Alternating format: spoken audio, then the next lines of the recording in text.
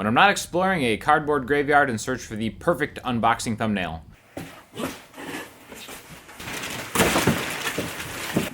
hold on, I wanna...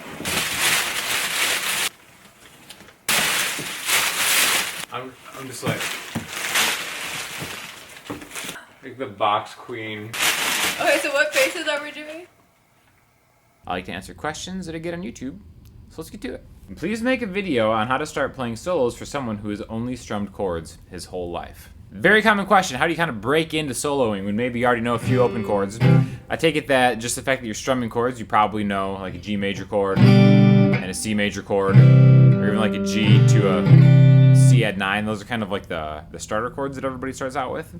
But I do remember being like, how do I start soloing? It's like, all right, I got these open chords down, practiced a lot there. And it's like, how do I go from that into like the higher string stuff and do it in a way that kind of makes it cohesive? So we're just going to kind of go over a few simple tricks because it's really all about simplifying what you're starting on and branching out from where you already know you go, right?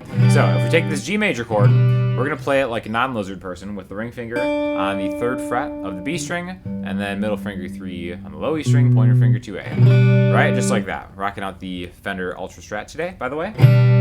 All right, so you already know how to strum this, so you can do this. That's all you really need to do to begin with. Now what we're going to do is we're going to focus on just 4 notes first. You're already playing one of them. Your ring finger is on it, the 3rd fret of the B string. So what we're going to do is we're going to expand from the 3rd fret to the 5th fret using the same finger, okay?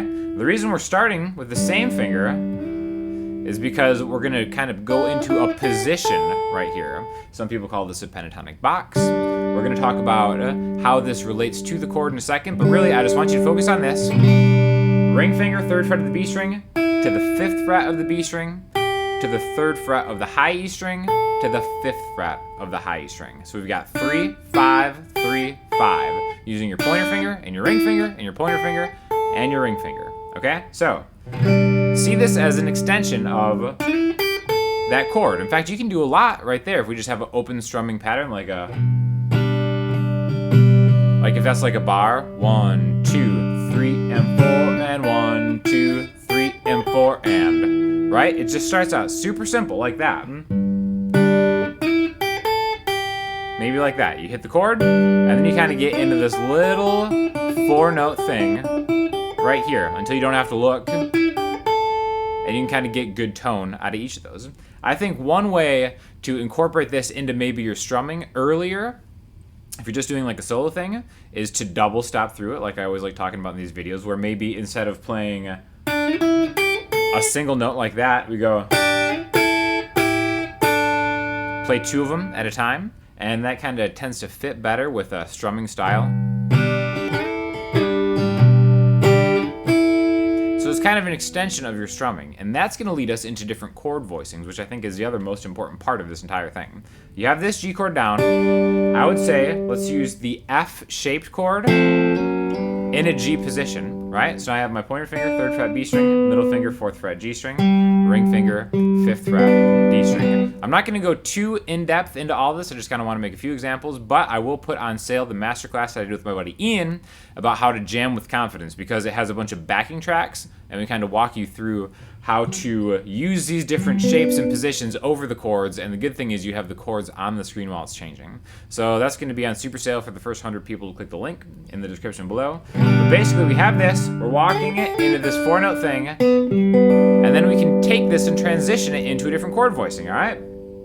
So again, if I do that again, I'm going to go to the chord, I'm going to go to the top of that 4-note box, go backwards into this other G major chord voicing, right? And again, this is going to be indicative of a bar chord. It's just the meat of it, just a triad right there, okay? Triad being a 3-note chord. So now we already have these notes that we can add to any time you see a G major, or anytime there's even a G major in the song that you're playing. Odds are these notes are going to sound pretty good. And then you can combine that, maybe instead of just strumming the G chord, because especially on an electric guitar, a lot of times the closed voicings where the open strings aren't helping you out sound better.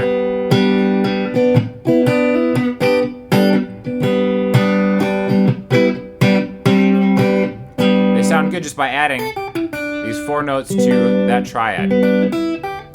Okay, so that's just one way to start looking at it. Again, if we take a C chord, we can do kind of the same thing, all right? So the other thing that I always stress too, aside from chord voicings and scales, are arpeggios, right? So if we have this 3rd fret of the A string where the C starts, the first thing we can do is we can learn a different chord voicing, just like we do with the G chord, right? So let's go instead of G to C, we're gonna go G, back to that chord voicing. Then we're gonna make this into a C major 7 chord. All right, now it's really easy to do transition from that G triad because all you have to do is take your pointer finger and then go from G to C, the 3rd fret on the B string, to the 3rd fret on the A string.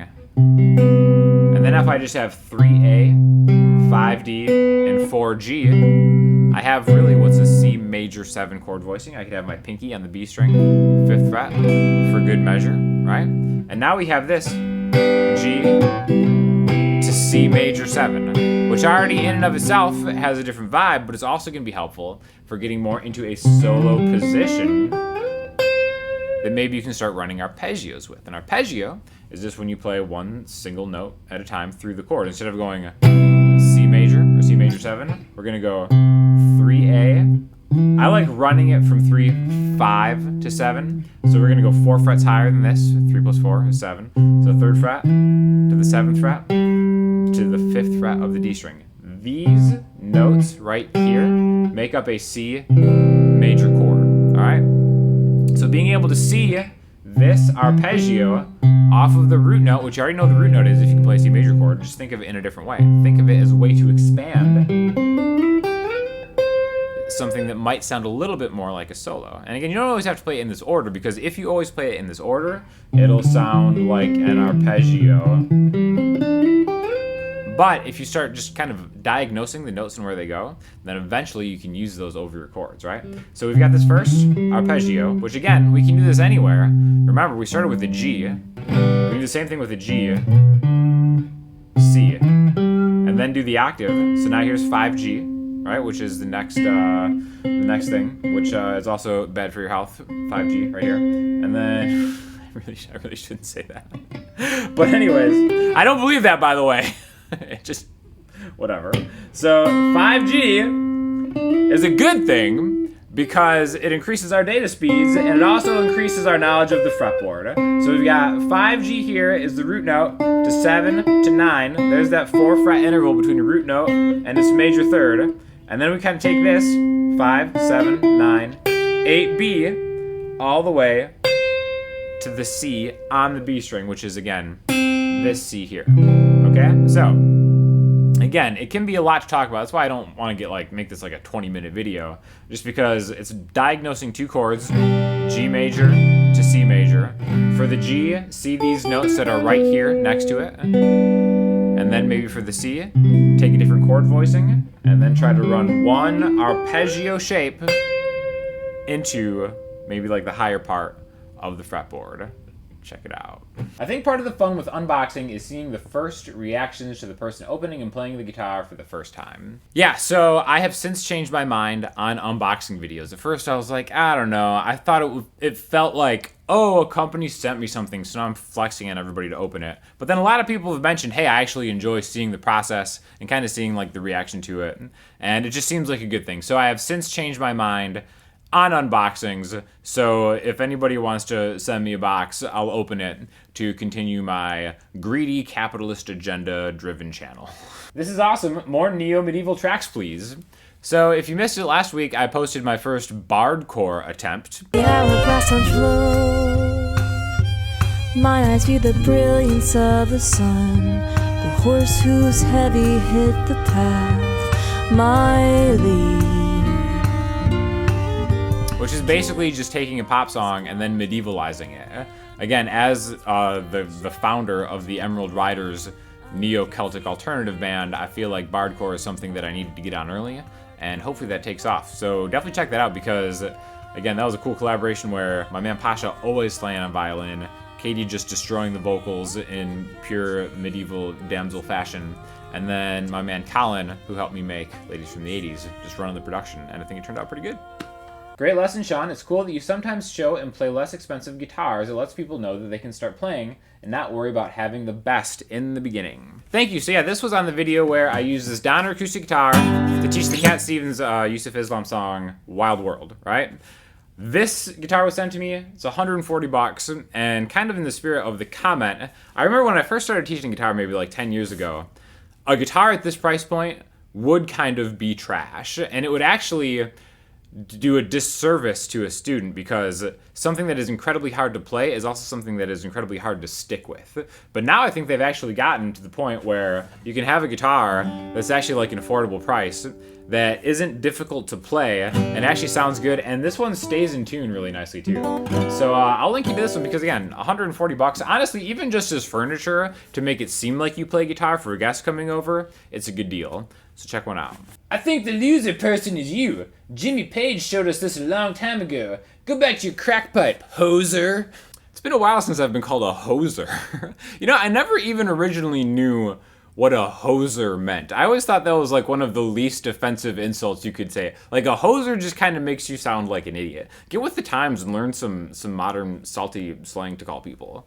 Hey Sean, have you ever given your opinion on the Fearless Flyers? I have not talked about the Fearless Flyers enough on this channel. Vulfpeck, one of my favorite bands, they have kind of like a division within the band, which is basically just some awesome guitar players. Some of my favorites included Joe Dart, Corey Wong. You know, basically everybody in Vulfpeck is awesome. So if you've never heard of the Fearless Flyers or their Horn Squadron, I will also link you below because it's just nasty instrumental stuff that is always so good.